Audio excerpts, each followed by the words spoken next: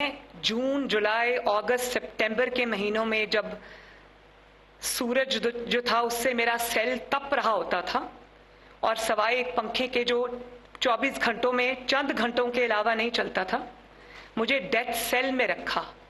मैं भी एक औरत थी, किसी की बेटी थी, बेगुनाह सियासी मुकदमे में जेल में थी, लेकिन मैंने कभी मजलूमियत कार्ड नहीं खेला।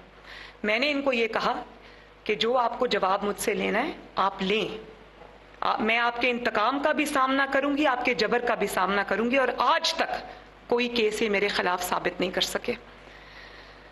मैं सिर्फ आपको ये कहना चाहती हूँ कि मैं फिर भी, इन्होंने जो भी मेरे साथ किया, जिस तरह का भी सलूक किया,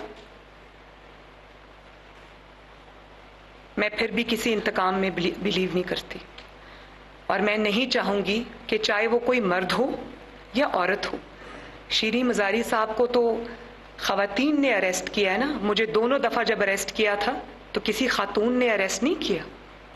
लिटरली मुझे मर्दों ने अरेस्ट किया। और ये भी मैं बता दूं कि ये कहानियां मैं कभी कौम के सामने जरूर लाऊंगी कि नैब में मेरे साथ इन्होंने क्या सलूक किया, कहाँ इन्होंने कैमरास लगाए हुए थे, क्या क्या ये करते थे।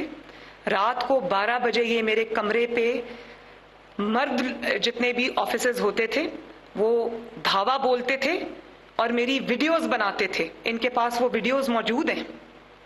और एक दफ़ा मैंने थोड़ा सा, जब ये 12 बजे मेरे कमरे में रेड के लिए आए तो खिड़की से मैंने देखा कि उस वक्त के लाहौर के जो डीजी नैब थे वो बाहर अंधेरे में छुप के खड़े थे और उन्होंने पुलिस ऑफिसर्स को भेजा रात को 12 बजे मेरे कमरे पे रेड करने के लिए।